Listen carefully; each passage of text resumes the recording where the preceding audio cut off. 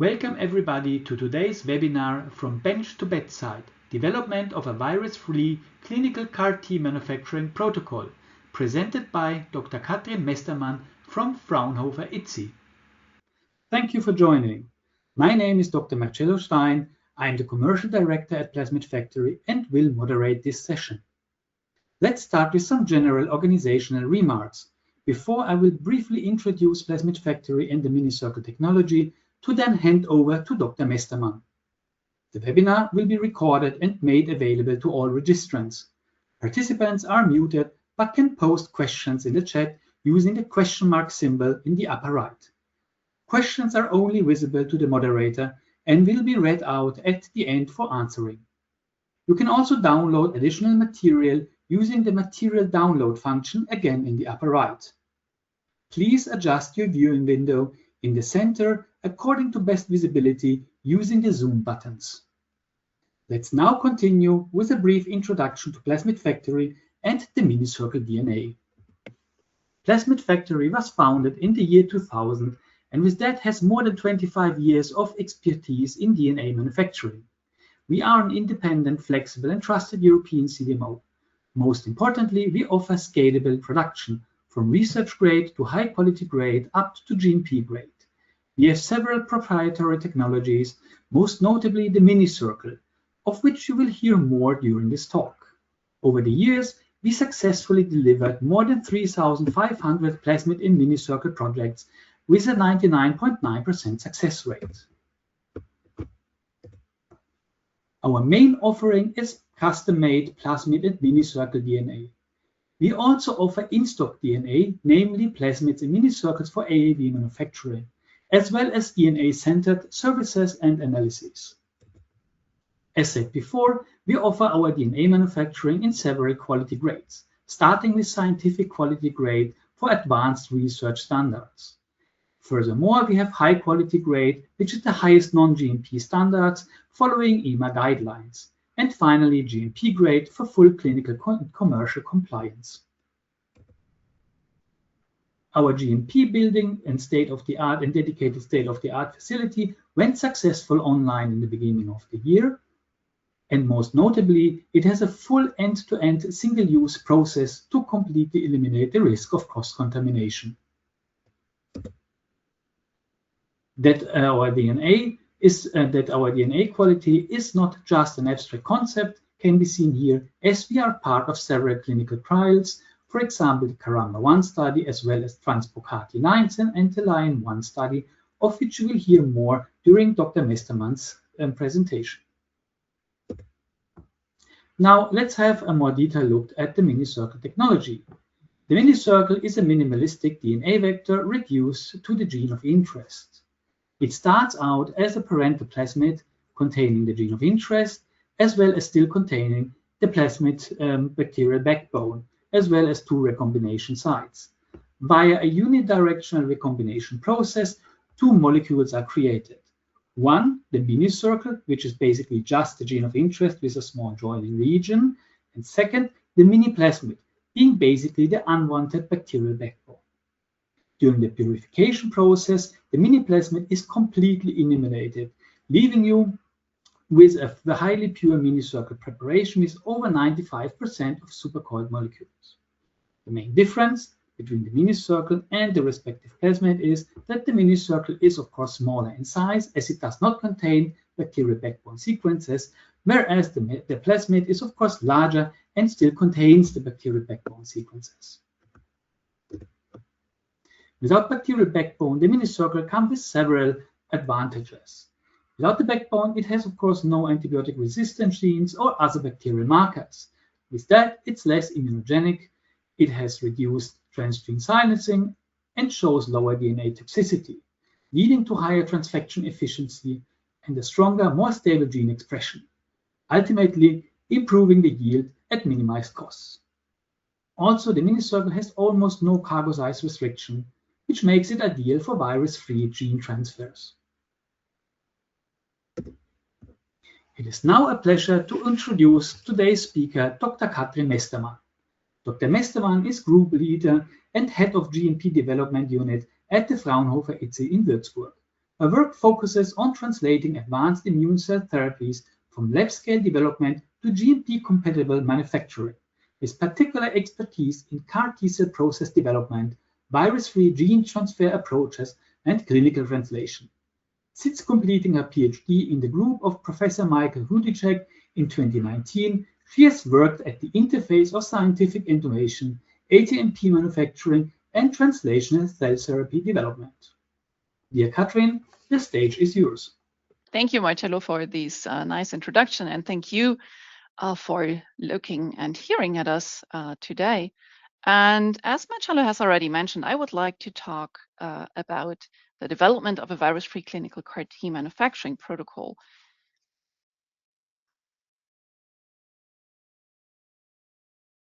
So here's my agenda for today. So first, I would like to introduce Fraunhofer IZI, who we are, what we do.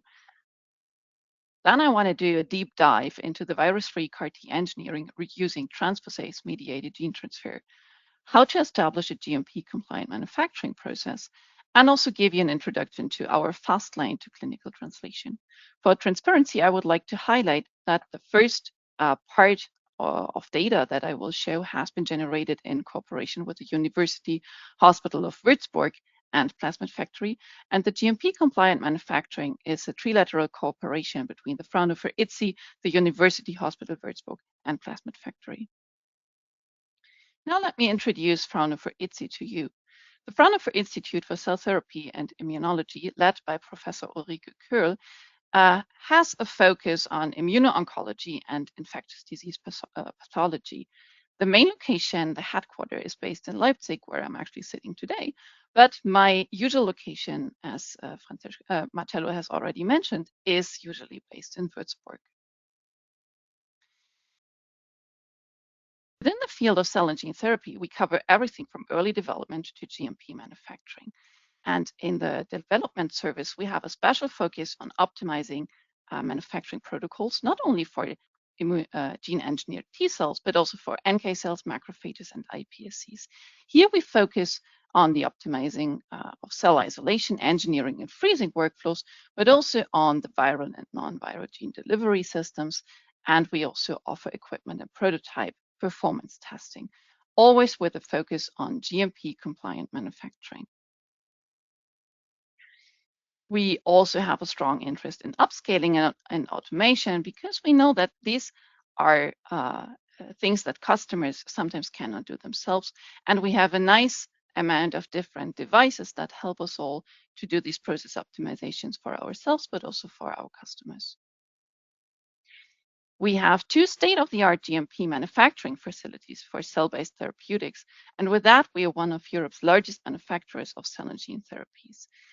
As such, we have currently manufactured around 700 CAR T therapy products. One of the prime examples for that is Kymriah, that is promoted by Novartis. Here, we have actively supported Novartis in some of the most important milestones. For example, we produced the cells of Kymriah in our production manufacturing site in Leipzig, while these were still in the clinical trial phase. And we obtained a manufacturing license for the Kymriah product in 2016, manufactured all of the investigational medicinal products for the European market, leading to the approval by the European Commission in 2018. Since then, it has become an approved product, and now the technology has been transferred back to the customer's manufacturing site. Before we dive into the virus-free gene transfer, let's have a look what is the state-of-the-art manufacturing. And this is in all of the approved products a viral manufacturing process. Just to walk you quickly through the typical scheme of therapy, first of all, we take the patient's cells out of the bloodstream. We isolate the T cells in the lab. And then after activation, we perform genetic modification. In this case, it's a viral vector that delivers the CAR encoding gene into the T cell. Because the cells are activated, they will proliferate and can be reinfused back into the patient, where they specifically recognize and eliminate the cancer cells. How does a typical CAR look like? We started with the first generation of having the antigen recognition site, the single chain variable fragment. And typically, these CARs contain a signaling domain derived from the endogenous T cell receptor, the CD3 zeta chain. The second and third generation then incorporates a co-stimulatory domain, either one or two or more, typically derived from molecules such as CD28 or 4-1BB. The fourth and fifth generation, which are currently available and being clinically tested, then produce additional cytokines, as the fourth generation does, or additional transcription factors, which then belong to the fifth generation. Currently, we have 7 approved products, most of them targeting CD19 for different B-cell lymphomas, and 2 of them targeting BCMA for multiple myeloma. However, the viral gene transfer has some disadvantages. So the viral production is expensive. It requires a biosafety level 2 handling precautions for the manufacturing. And there are also some safety concerns regarding the integration of the CAR into oncogenes. Therefore, we have been looking into alternatives and have identified the Sleeping Beauty transposase as an alternative gene transfer strategy. Sleeping Beauty transposase system consists of 2 components. On the one hand, we have the Sleeping Beauty transposase, and on the other hand, we have the gene of interest, the transposon, which will then be integrated into the host genome. How does that actively work?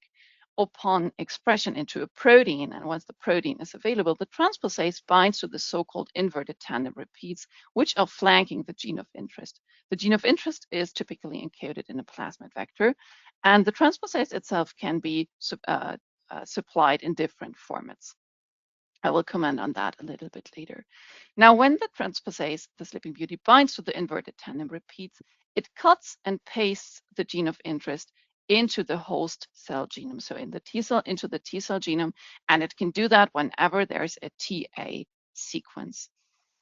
So looking at the typical process that we have then developed, this is pretty similar to the viral approach. The only thing that now differs is the length of activation, which is not displayed actually in this figure. And then instead of having the lentiviral gene transfer, we electroporate the cells to deliver the CAR and the Sleeping Beauty encoding genes into the T cells. The rest remains pretty much the same. Cells are expanding, are being formulated, and infused back into the patient.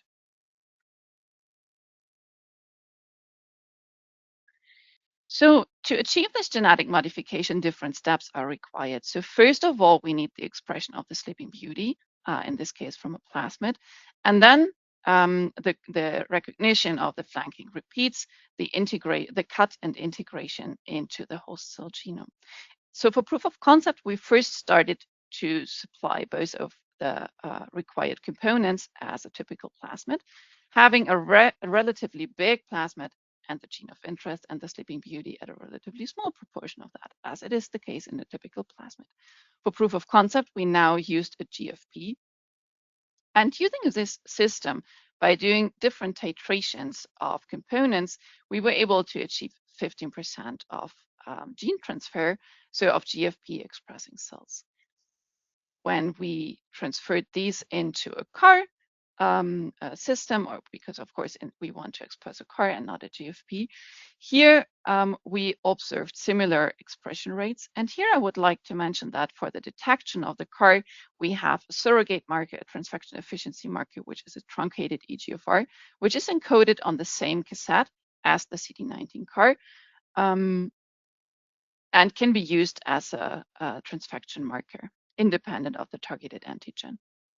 So here we now are able to achieve similar efficiency. However, this is good for proof of concept, but in the end is a relatively low rate of gene transfer compared to what can be achieved with a lentivirus. And we see that with the large plasmids, we use high amounts of DNA, and we know that they are toxic, leading to low viability and low gene transfer efficiency. So to improve the gene transfer and to improve the viability, we have to make the plasmid smaller. And this is where the Minicircle comes into place. So in cooperation with Plasmid Factory, using site-specific recombination from the big parental plasmids, we generated minicircles, which basically only contain the gene of interest. So on the one hand, the Sleeping Beauty, and on the other hand, the CAR. And with the CAR, of course, also the flanking regions for the recognition of the transposase, but kicking out everything that is not essential for the gene expression. For example, antibiotic resistance genes, which you typically have in the big parental plasmids. Now, using this improved system, you can see that we reached gene transfer efficiencies above 60%. These are stable over time, proving that the integration is a stable process. And also the viability could be improved by using the minicircle combination. Now, looking at the cell viability, you might notice that this is relatively low. This is usually expected immediately after electroporation and also a day after electroporation. The cells need a little bit more time to recover from the electric shock and from the genetic cargo that has been delivered. But at the end of the process, typically cell viabilities above 90% are achieved. So the Sleeping Beauty transposition is a non-targeted integration approach. So one of the most important questions, in addition to efficacy, of course, is also safety. And here one of the big questions is, where do I actually hit the genome? And when we look at the state of the art for a fair comparison, we look at the lentivirus. And here we can see that the lentivirus has a strong tendency to integrate into active genes and also into cancer genes, while having a deep preference for non-genic regions. In contrast, the Sleeping Beauty has a what we call more close to random integration profile. So it does not have the preference to go into cancer genes or active genes, and is more or less equally distributed between non-genic regions and coding sequences. In addition to that, we can see that the lentivirus has really a tendency and aggregates or the integration aggregates, the higher the gene is expressed. And this tendency is not observed for the Sleeping Beauty. In addition to that, we also want to know how often do we hit the genome, because of course, with the amount of DNA that you integrate, or with a copy number that you integrate, the risk of genomic safety also increases. And here we could nicely show that if we down titrate the amount of total DNA, we can down titrate the transfection efficiency, and this directly correlates with the downregulation of the transgene copy number. Of course, coming at the trade-off with the CAR expression or the EGFR expression. And therefore, the goal here is to find the sweet spot between efficiency and safety. To avoid these regulatory concerns and add another level of safety, we then continue to express the Sleeping Beauty as mRNA. mRNA has the advantage that it has a much shorter half-life compared to the minicircle, leading to the effect that the Sleeping Beauty protein is also not present at the end of the manufacturing. And as safety is one aspect, but efficiency, of course, still needs to be acceptable. We then further did some process optimization by titrating the amount of minicircle and mRNA and identified a sweet spot of 4:1 ratio, leading to high EGFR expression. That again was also stable over time. So also when we provide the Sleeping Beauty transposase via mRNA, the integration is still stable. Cell viability again is increased when we compare it to the plasmid-plasmid combination. And when we look at the functional efficiency, so here we look at a typical killing assay. Here we use the saline K562, which are overexpressing our antigen, which in this case is CD19. We do not see any significant difference between cells that have been lentivirally produced by plasmid-plasmid combination or mRNA minicircle combination. So how do we now translate that into a GMP-compliant manufacturing? And that was our next goal. So here we use a process, and we did some process optimization that I would like to walk you through. First of all, we have a cell selection where we keep both CD8 and CD4 cells separately for the whole process. So we do selection based on magnetic bead selection, into these two subsets, we do that in a positive selection way, meaning we directly stain for CD4 and CD8 and then perform a selection. Cells are being activated for a total length of 2 days, and this can be either achieved by, for example, Transact or Dynabeats. Here we typically use an activation that is based on the CD3, CD28 axis. As before, we use electroporation to achieve the gene transfer, where we encode the CAR on a Minicircle and the Sleeping Beauty on an mRNA. In this case, we have now decided to go with a bedside device, but other devices can be also used, such as Lonza or the Neon electroporator. We have identified an expansion phase of 10 days to be optimal in our setting. Here we use G-Rex in the small scale process. We use the small scale G-Rex, so a 24 well plate, but that of course depends on the amounts of cells that are to be produced. At day 12, we combine the CD4 and CD8 CAR T cells at a ratio of 1:1, which is our formulation, and cryopreserve them for subsequent phenotypical and functional testing. So looking on the results, and here I just brought you some that you get a little bit of insights into the efficiency of our process. So on day 12, we have a high viability above 80% in both CD4s and CD8 T cells, and a transfection efficiency of around 70% for the CD4s and around 50% for the CD8s. This is something that we commonly observe, that in the small scale process, the CD8s tend to take up and integrate the CAR a little bit lower than the CD4s. This is a robust process, so the data that you're seeing have been generated from 6 donors for the CD4s and 9 donors for the CD8s. To now transfer these into a GMP-compliant large-scale process, we have scaled everything up. And therefore, it is important that already the small-scale process optimization is set up in a scalable way. The Miltony selection technique then offers a nice way of scaling up using the Clinimax Plus device. Activation is directly scaled up by using a bigger and more amount of flasks. For the electroporation, we still stay with the bedside because this also is a nice way of scaling up directly. G-Rex, we use bigger flasks for that, and also for the cryopreservation, we now use a controlled rate freezer. Now, using these large-scale process, we of course wanted to see how does it compare to the small-scale process. Is it actually scalable? And we see it is with regards to viability, because we see completely comparable results between small-scale and large-scale GMP-compliant process, also in the CD8s. However, we noticed a significantly decline in the transfection efficiency within the CD8 cells.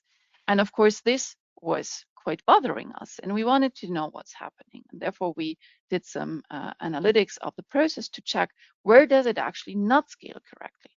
And this is where we identified that we have been using this CL1.1 processing assembly, which we identified for our setting as not the optimal one, just because we were not using the advised volume. But we were lucky because at the same time, Maxite was developing a new processing assembly, which is the G1000.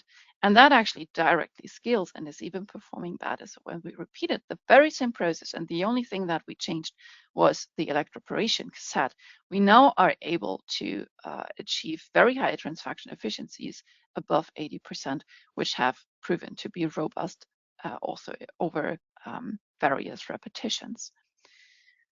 From these at-scale manufacturing runs using healthy donor material, we identified and defined specifications. Specification means that these are the quality criteria that we want a clinical product to achieve. And we identified specifications on identity, purity, viability, transfection efficiency, number, and dose, of course, sterility, and vector copy number.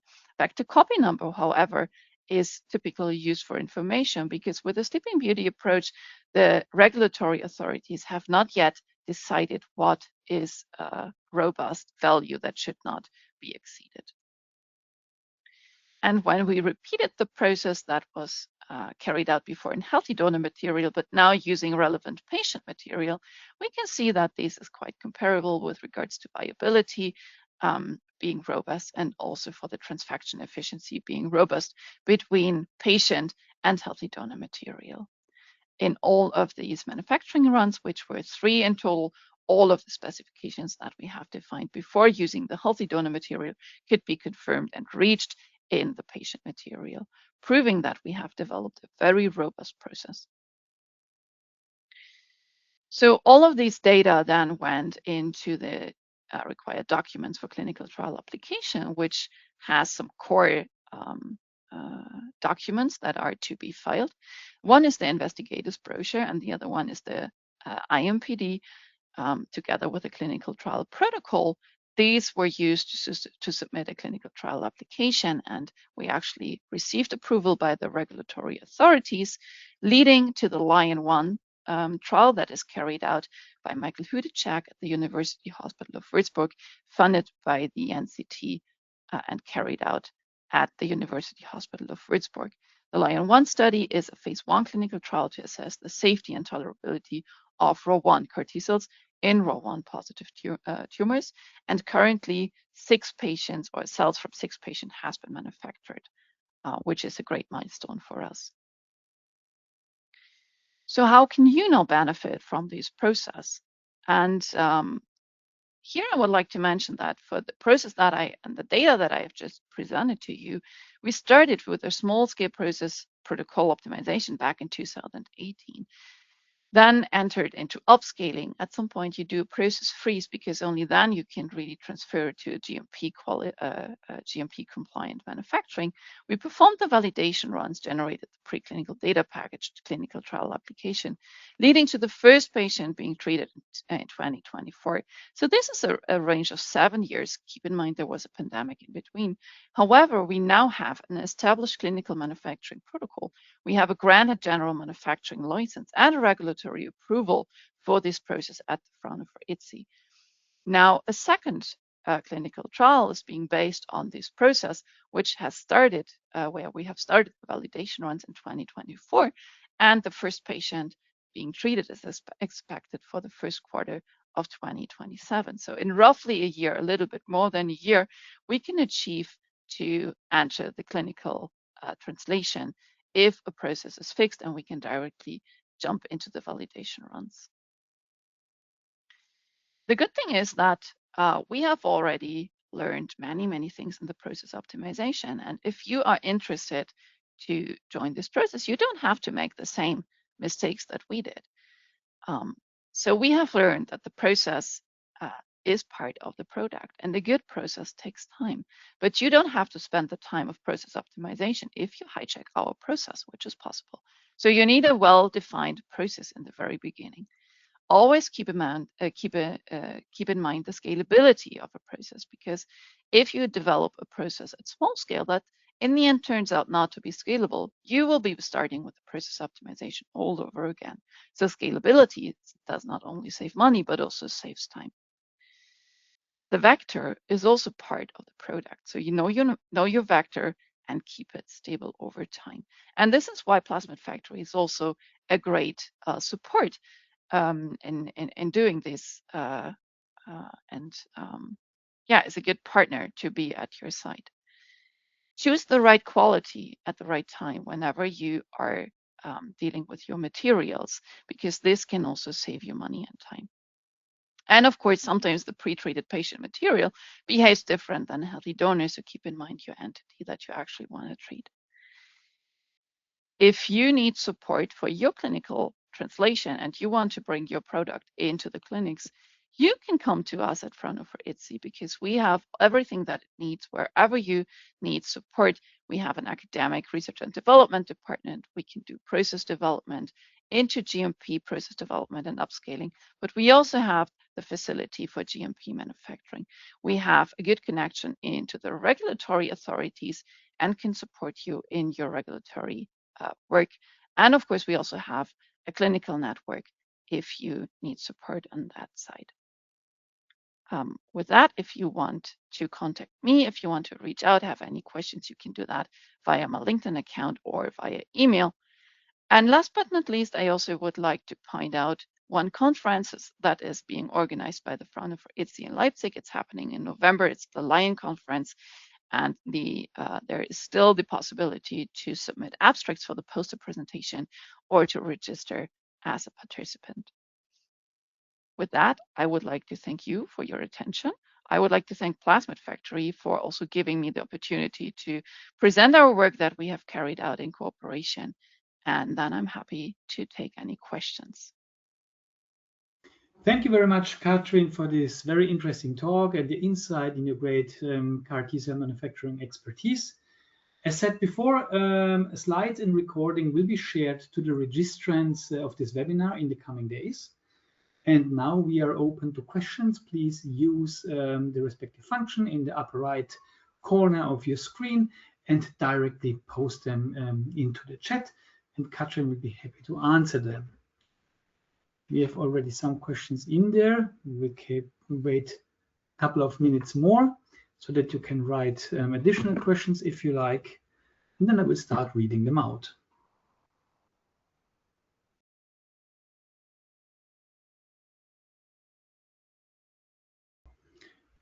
So then let's start with the first question that actually just came in. What is the main advantage of using a virus-free approach for CAR T-cell engineering compared to viral vectors? Yeah, I already tried to highlight that in my presentation, but I'm happy to sum that up, of course, again. I think one of the biggest advantages is that for the virus-free manufacturing, you only have biosafety level 1 requirements, because with the lentivirus approaches, you always need a biosafety level 2 for the manufacturing, and you also have high costs associated with the production of the virus itself. If you compare that to the costs that are needed for the components of the virus-free manufacturing, you can produce many, many more batches of CAR T-cell products by using the virus-free approach. And in addition to that, we also have the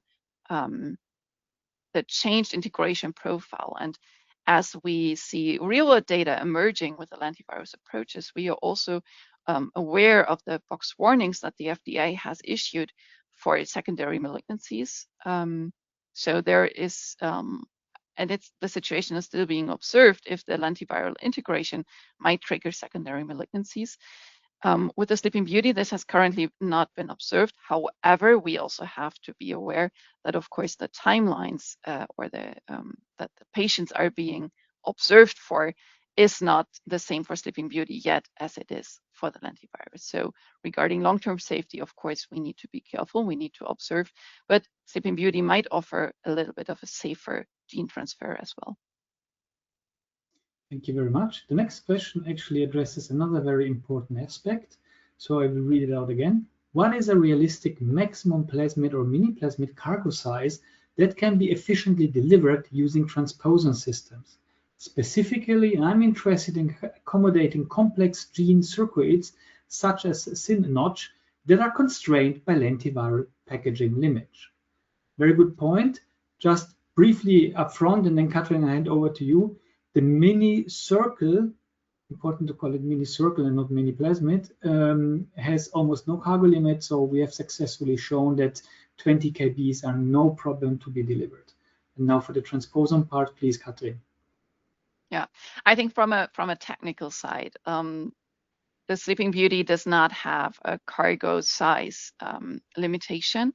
However, we know that with the bigger plasmids or bigger cargo, you probably need to optimize the electroporation conditions, because depending on the electric pulse and the strength of the electric pulse, the size of the pores also differs. And I think for bigger cargo, you probably have to optimize that. But from a technical point of view, for the Sleeping Beauty, there is no limitation currently known. Good, thank you. Next question is, what are the key requirements to move such a non-viral CAR T-cell process towards clinical manufacturing? I would say the most important aspect is probably to get in touch with regulators very, very soon. I mean, nowadays they are more used to Sleeping Beauty or non-viral approaches in general. Yeah, I would, and scalability. I mean, I tried to highlight also the lessons learned, but I think scalability is what breaks your neck. If you establish and optimize have an optimized small scale approach that is not scalable, you will not reach the clinics, and then you have to start all over again. So to save money and time, be consistent in your process and have a scalable process from the very beginning. Thank you. Next question. Why is the Minicircle format important in this non-viral CAR T-cell manufacturing workflow? I think this is the difference in cargo size. By kicking out everything that we do not need, we have smaller plasmids or lower amount of total DNA that is actually required to achieve a good expression. It is less toxic because you don't have these unnecessary bacterial DNA floating around, and therefore increases the viability of the cells, limits the toxicity, and increases gene transfer efficiency. Super, thank you very much. Another question that just came in. What are the advantages of minicircles when compared to other minimalistic DNA vectors, such as nanoplasmids or gene circles? Yeah, very nice question that I'd like to take. So the minicircle is the only format of these three mentioned formats that really almost completely eliminates the bacterial backbone.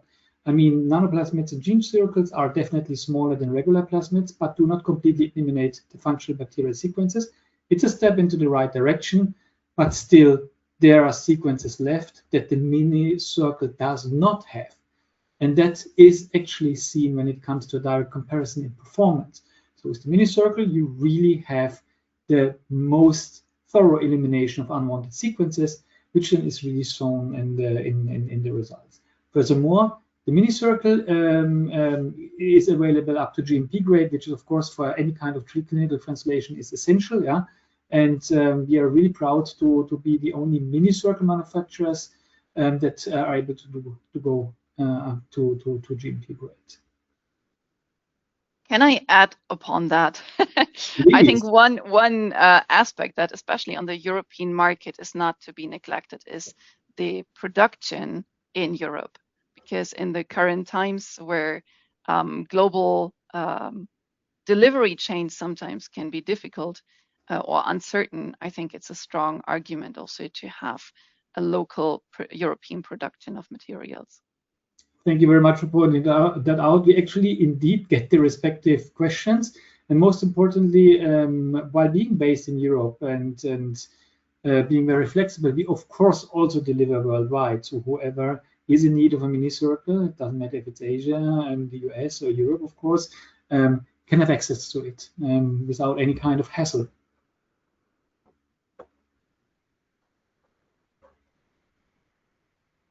Okay. For now, I don't see any further questions in the chat. Let's give this another minute if anybody wants to add something here. Otherwise, we could move on and close the session. No, seemingly nothing more comes in. So I'd like again to thank our speaker, Dr. Katrin Mestermann, as well as you, the audience, which was able to join and follow this talk. And at the end, I may have just a small request. Please follow Plasmid Factories and Fraunhofer IZI's LinkedIn channel to always be up to date with latest information when it comes to our respective organizations and latest scientific news when it comes to CAR T-cell and minicircle developments. Of course, also feel free to subscribe to our newsletter. And other than that, I wish everybody a fantastic rest of the day. Take care and hopefully hear from you soon.